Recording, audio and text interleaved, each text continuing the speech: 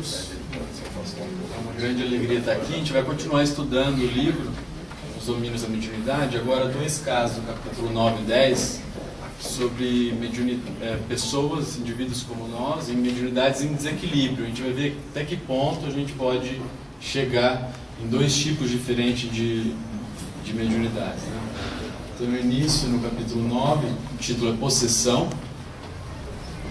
E depois que Aulus conversa com o mentor da casa, o Clementino, ele dá autorização de um estudo. Ele fala assim: já que o esforço se destina aos estudos, permitiremos a manifestação.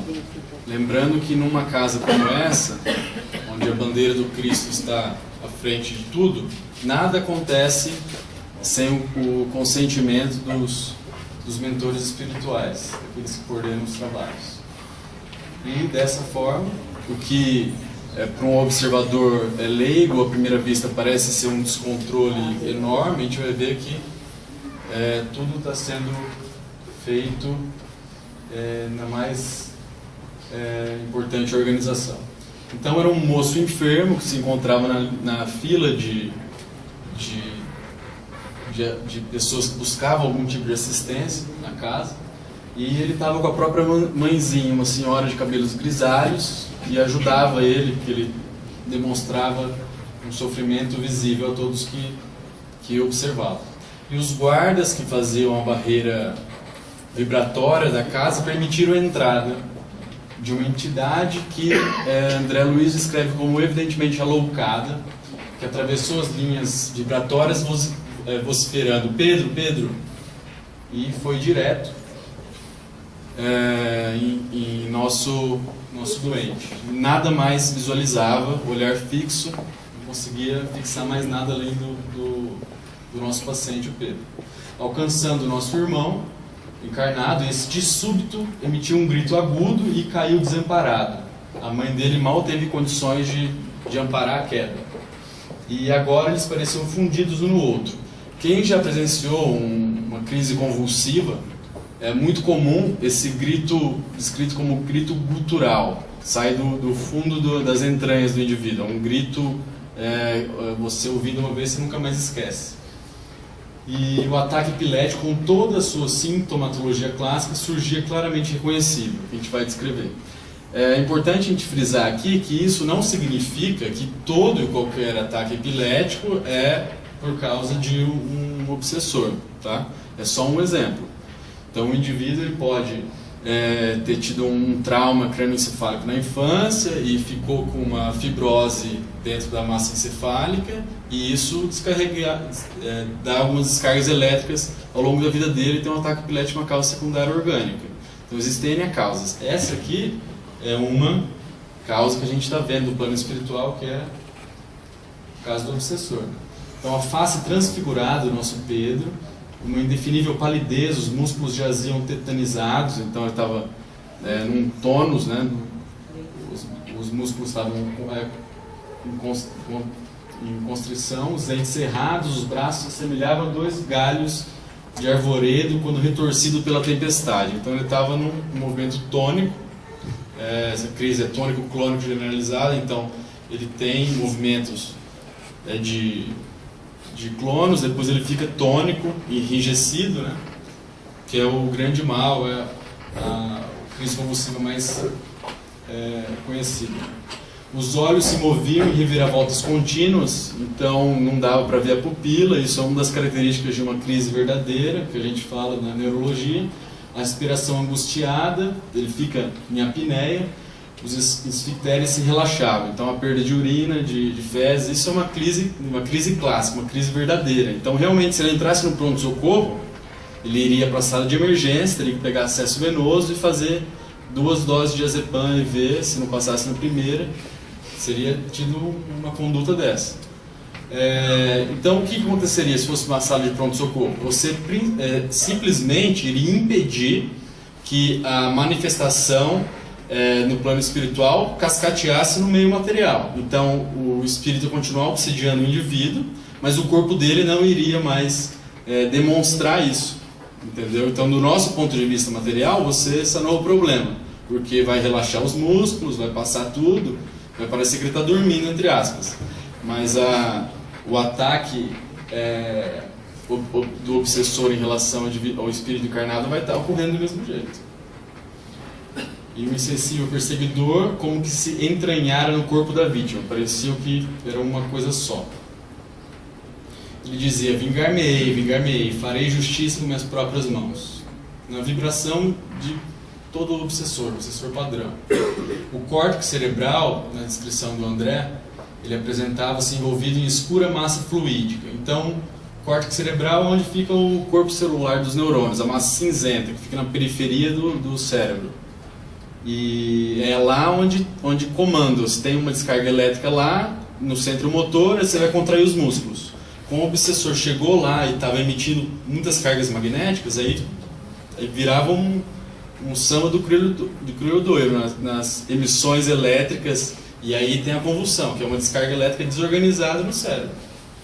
Então essa massa escura fluídica que conhecíamos no moço, incapacidade de qualquer domínio sobre si mesmo, urinado, defecado, sem qualquer tipo de controle. E Aulus informou que o padecido é a possessão completa ou epilepsia essencial. Essencial ou idiopática, por exemplo, hipertensão essencial, hipertensão arterial sistêmica. Ninguém sabe a causa exata do que é isso, a gente só descreve. Dizem que é multifatorial, diversos fatores. Então, tudo que na medicina coloca como essencial ou idiopático é que não se sabe exatamente qual é a causa, como é que funciona. Lembrando que não necessariamente todo ataque epilético é por causa disso. Mas tem muitos casos de epilepsia dentro da neurologia que você faz exames de imagem e não acha o centro que se iniciam as convulsões. Você não sabe explicar como começa, né? Alguns casos de epilepsia, outros você sabe muito bem. Então, ao mesmo tempo que é um ataque epilético para a medicina convencional, é um transe mediúnico de baixo teor do ponto de vista espiritual. É a mesma coisa acontecendo ao mesmo tempo. Então, o enfermo terrestre está sem recurso de ligação com o cérebro carnal. Ele não tem domínio sobre si mesmo. Essas emissões, bombardeios magnéticos de natureza tóxica emitidos pelo obsessor, desorganizam os centros motores. E o cérebro, o cerebelo, ficam empastados nos fluidos deletérios. Então, ele não tem, temporariamente, controle para se governar. E muito menos capacidade física cerebral para memorizar os fatos. Então, quando ele acordar, ele não vai conseguir memorizar no cérebro orgânico dele para conseguir expressar no plano tridimensional, no plano físico, tudo o que ele observou. Mas o espírito dele está assimilando tudo, na memória do perispírito. Só que a memória aqui, onde nós estamos no nosso plano, ela é física. Já foi descrita, se não me engano, o último Nobel foi pela descrição da cascata de reações químicas da memória. Então é uma memória física, são reações químicas que constituem a memória. Então precisa ter condições físicas para se constituir a memória no plano que nós estamos. E pelo esse descontrole não era possível. Mas o espírito está arquivando todas as particularidades. Agora, no passado, a gente vai ver como se explica todo esse enredo, né? Então, o Pedro, antes da encarnação atual, ele estava nessa aflitiva situação, nas regiões inferiores, até essa presente encarnação, que é uma verdadeira bênção, porque foi como se fosse um exílio para ele fugir dessa tortura que ele sofreu no plano espiritual, que eles rolaram nas zonas purgatoriais em franco duelo por anos. E agora o reencontro de ambos são mais espaçados. André fala que isso é muito comum. Então, a encarnação com misericórdia dos espíritos devedores que são retirados dessas verdadeiras torturas que eles estão submetidos no plano espiritual, de fácil acesso para os obsessores, são aqueles que nós fizemos algum mal no passado, e nosso corpo material é um esconderijo, digamos assim. Só que o nosso irmão encarnado ainda traz no corpo perispirítico essas lesões, que são provisórias, mas lesões em centros importantes. Então, a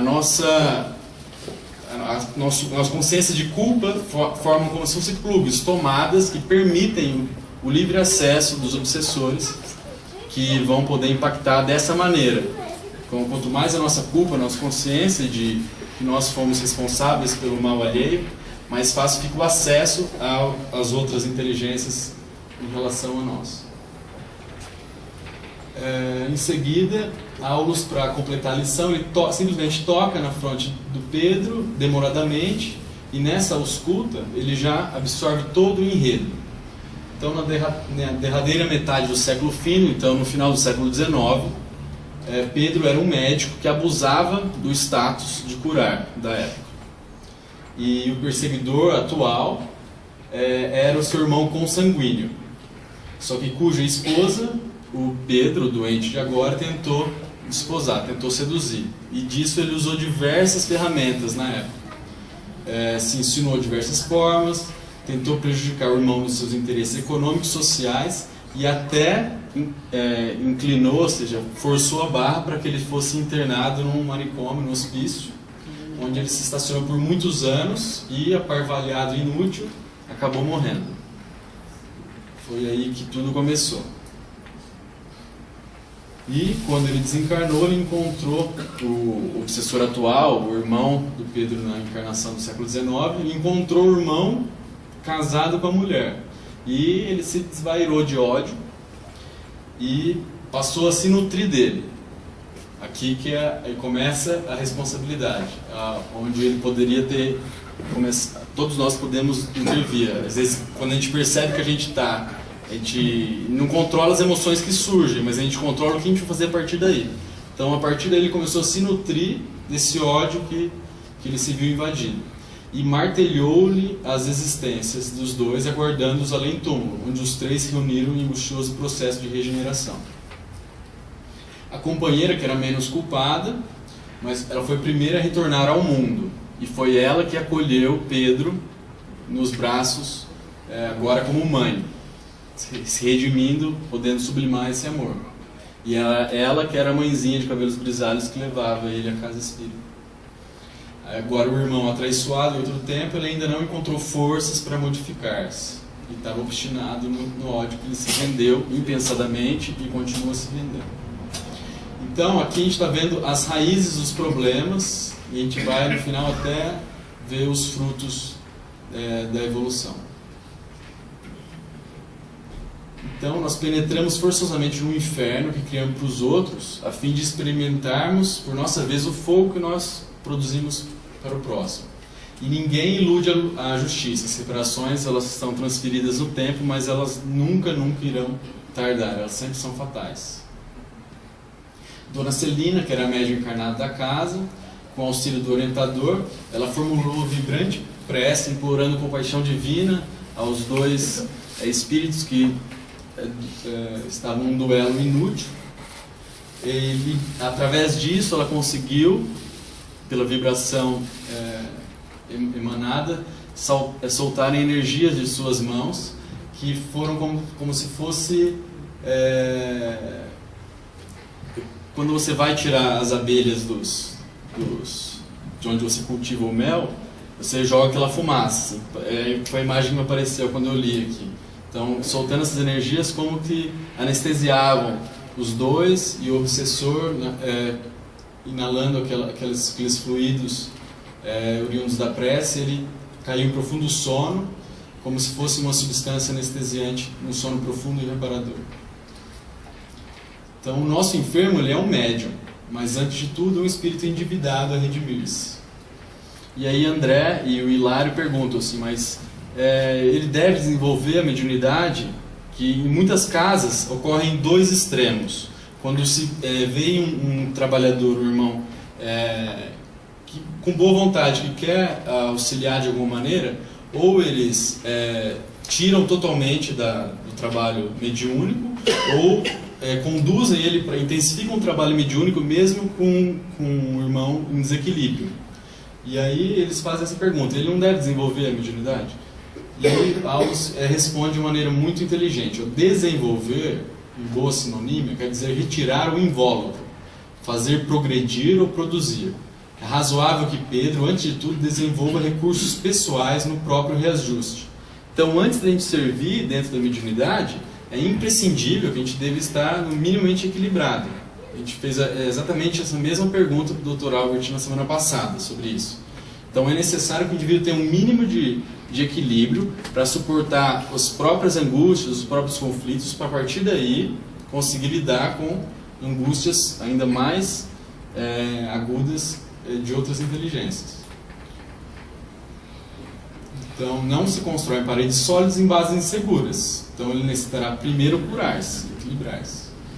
Dia a dia, o contato de amigos orientados pelo Evangelho, ele e o desafeto incorporarão abençoados valores em matéria de compreensão e serviço, e gradativamente vão mudar o campo das elaborações mentais.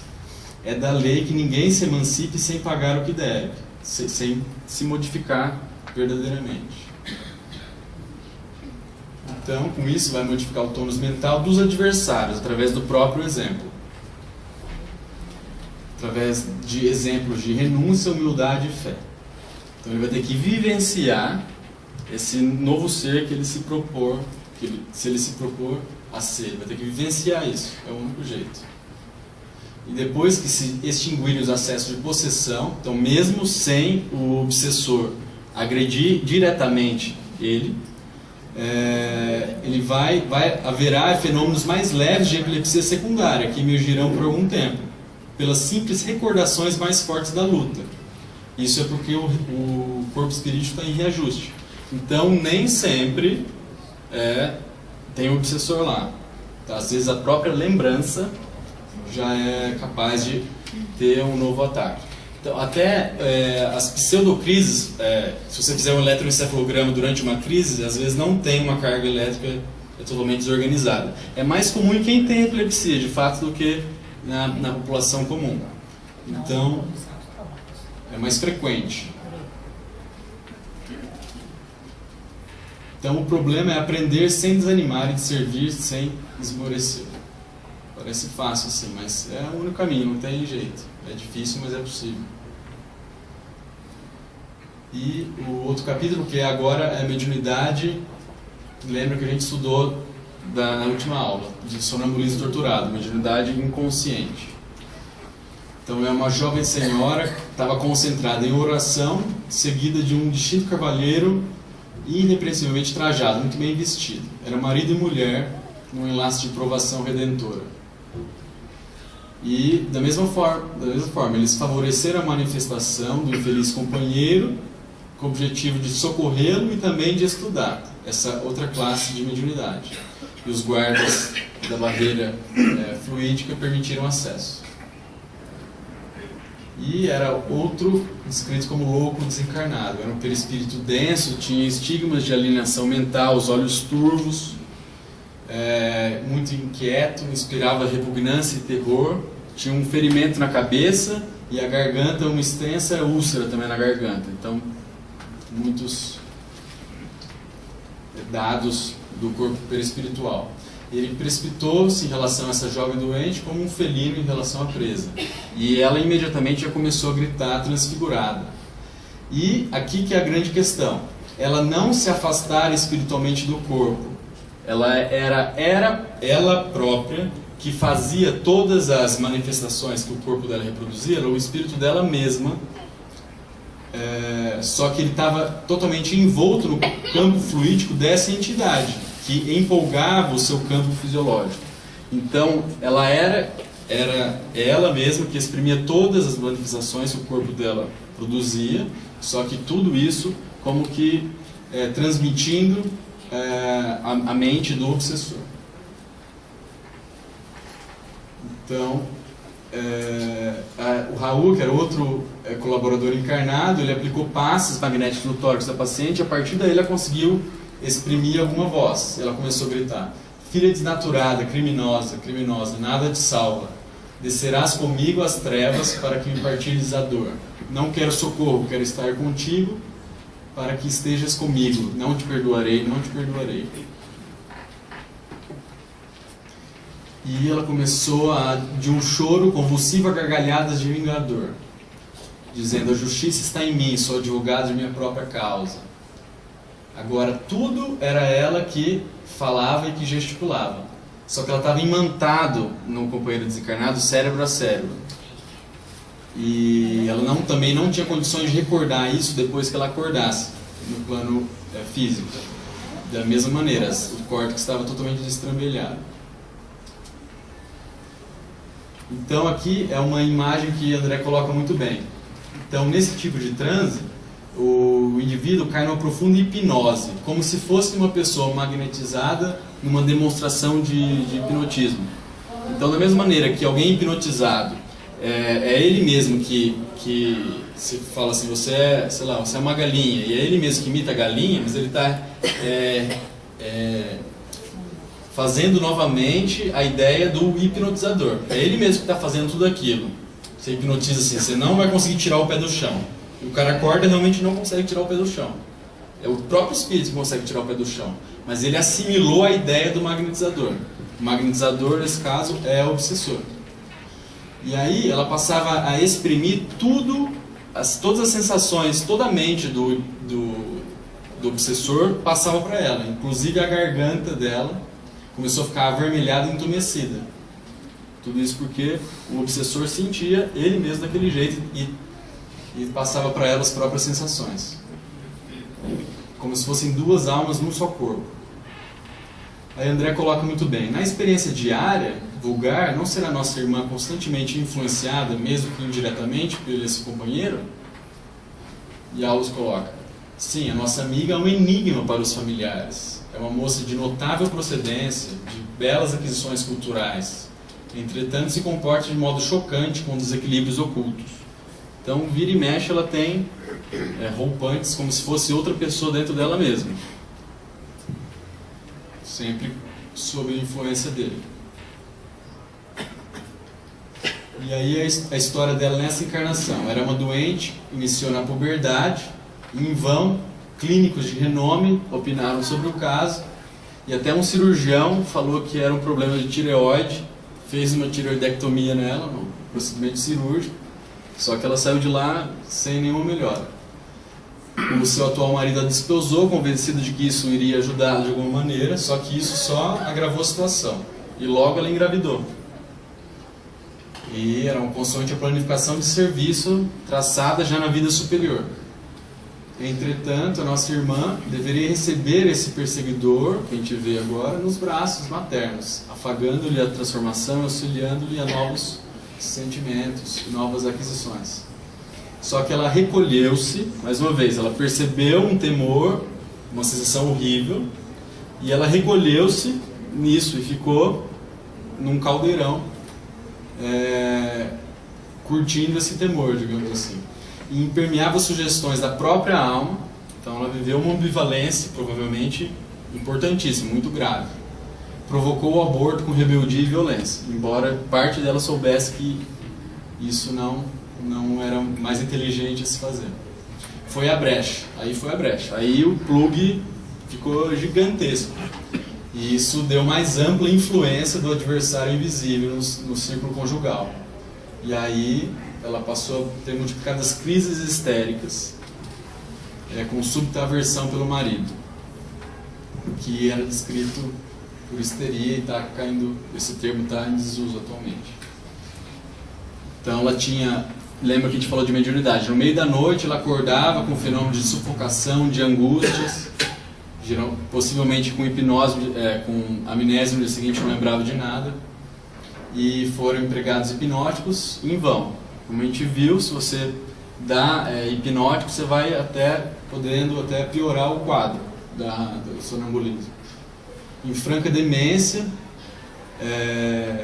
ela foi conduzida à casa de saúde, foi submetida à insulina, choque insulínico na época, você fazia uma hipoglicemia até o indivíduo convulsionar, e eletroconvulsoterapia, que na época não era feito como é hoje, com anestesia, e o indivíduo dorme, você faz um bloqueador neuromuscular, então o músculo não contrai, mas fizeram tudo isso e não solucionaram o problema. Na semana passada também a gente conversou com o Dr. Albert, nosso mentor, sobre isso. Ele explicou que da mesma maneira que uma medicação psicotrópica psiquiátrica, ela dá uma mãozinha, digamos assim, para você conseguir sintonizar com novas ideias, novos pensamentos, novos planos mais saudáveis. E a eletroconvulsoterapia seria um choque de desconexão com o campo de interação atual de ideias, a faixa vibratória, digamos assim, atual, mais forte. Só que se o indivíduo não se propor a um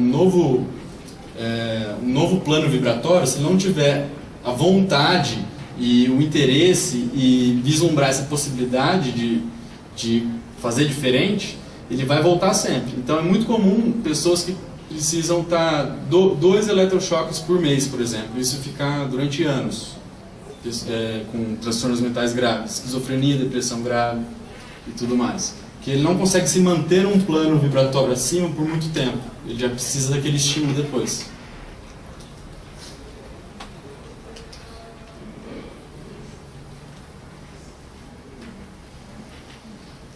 Bom, se ela conseguisse uma nova maternidade, com certeza iria melhorar bastante. Mas esses sentimentos contraditórios que ela se emaranhou, a crueldade meditada, imprimiu um desequilíbrio no centro genésico. Então não há órgãos em harmonia sem pensamentos equilibrados. Não há ordem sem inteligência. Então isso cascateou para os centros genéticos dela, gerando desequilíbrio. Ela não está fértil naquele instante, naqueles momentos. E eu vou resumir bem aqui, já para terminar. Então, também no século XIX, no século passado, o esposo de agora era um companheiro que ela estava se namorando, digamos assim, numa mansão aristocrática, e ela era filha adotiva, uma herdeira de considerada fortuna, uma filha adotiva de um velho tutor que não tinha filhos consanguíneos, não tinham filhos genéticos, só tinham ela, adotiva. E esse viúvo abastado, a criá-la com desvelo e carinho, não concordou com a escolha feita, porque ele sentia que o cara só queria o dinheiro dele. Ele não amava a filha dele. Mas a jovem, desprevenida e insensata, acabou aceitando a influência desse noivo e como ela tentava as medidas legais para deserdá-la, ele acabou conseguindo convencer ela a dar entorpecentes contínuos. E em 2 semanas, depois dessa falta de medicação, ele deu uma dose de corrosivo. Foi aí que ele machucou a garganta. E aí ele desencarnou mesmo. E com isso, ela se viu, depois de pouco tempo, presa a aflitivas desilusões. Porque o esposo, depois que conseguiu a fortuna dela, começou a jogar e sair com um monte de mulheres, relegando-a em profunda miséria moral e física. E o tutor desencarnado imantou a ela com desvariada fome de vingança. Aí começou tudo. Então o parricídio, a morte do pai, permaneceu ignorado na Terra, mas nos tribunais divinos nada é ignorado. E nessa encarnação ela atravessou a infância e a puberdade, sentindo esse acesso do obsessor à distância. Geralmente inicia na puberdade, com o início da mediunidade, com o desenvolvimento da pineal. O clique do despertar da pineal começa na puberdade e a mediunidade começa a ficar cada vez mais ostensiva. E aí depois que ela casou, aí piorou mais ainda, porque despertou mais o ódio do obsessor. E depois que ela se recolheu à responsabilidade maternal, não aceitando, aí o enlace se fez mais potente. E o nosso amigo, ele tem o débito de saudar com a mulher doente. E o poder divino, ele nunca nos aproxima um dos outros sem os fins justos. A gente sempre no lar, no ciclo de trabalho, a gente sempre está a gente busca nossas afinidades, mas isso está por trás dos imperativos da lei do amor. Ela pode estar para ampliar o bem ou no resgate de nossas dívidas. A gente sempre busca nossas afinidades, mas só Deus sabe a explicação delas. Bom, o nosso companheiro, ele tentou recapitular a antiga fome de sensações ao desposar a nossa doente, mas esse instinto dele, ele só se associou à irmã doente que obriga a meditar e a sofrer. São os desígnios do resgate. Então ela é uma médium em aflitivo processo de reajustamento. E ela está encarcerada nas teias fluídicas do adversário demente, que está em complicações de sonambulismo torturado. Então ela não consegue lembrar desses transes, é ela que transmite tudo para o próprio corpo, e ela está como que presa a isso. E eles constituem um valioso núcleo de trabalho que os nossos companheiros de serviço adestram suas qualidades de luz. Então, mesmo quando nós sofremos, nós somos instrumentos de Deus para o trabalho alheio. Eu lembro de um paciente com esclerose lateral amiotrófica, que é aquela doença que o indivíduo não consegue mais se movimentar. Ele vivia extrema angústia por não conseguir produzir e viver como se fosse um fardo para os familiares. E foi muito bem colocado por um professor meu, que na verdade ele era uma bênção, porque ele é um instrumento de trabalho, de serviço para todos aqueles que se dispusessem a ajudá-lo, e que isso era extremamente importante, porque era necessário para o desenvolvimento alheio, e que ele estava sendo um instrumento mesmo sem perceber da evolução divina. Pode ir, André? Já acabei. Bom, então com isso, para o André falar um pouquinho, todos os médiuns repontam a toda parte, mas raros são aqueles que já se desencilharam do passado sombrio, porque só a partir daí eles conseguem servir no momento presente a causa comum da humanidade, sem os enigmas do passado. Ninguém avança adiante com a serenidade possível sem pagar ou sem se transformar, se desvencilhando dos tributos que nós devemos à retaguarda.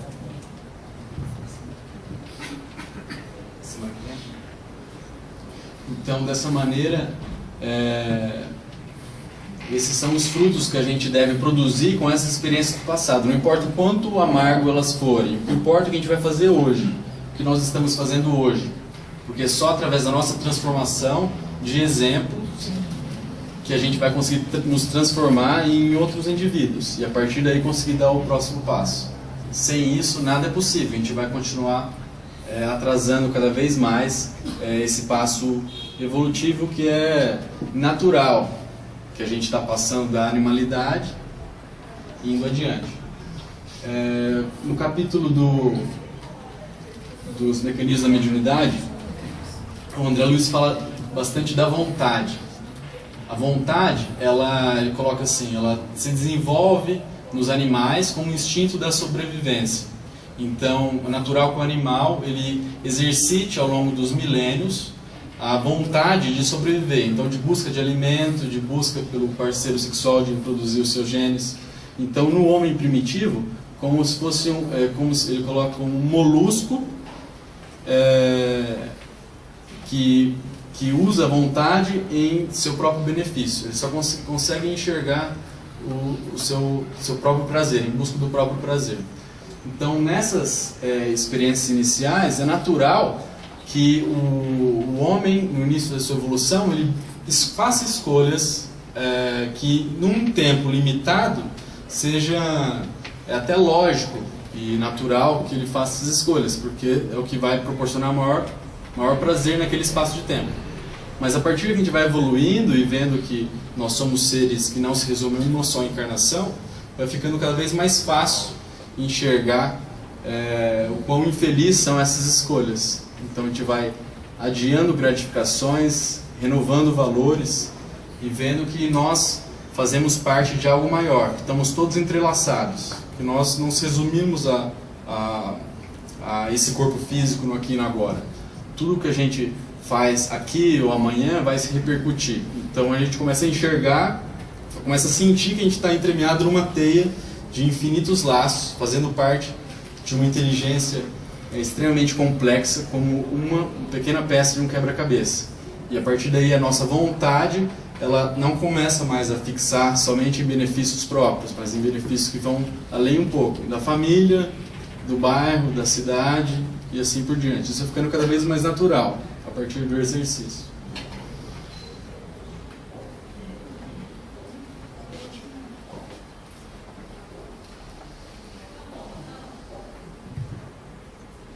É isso.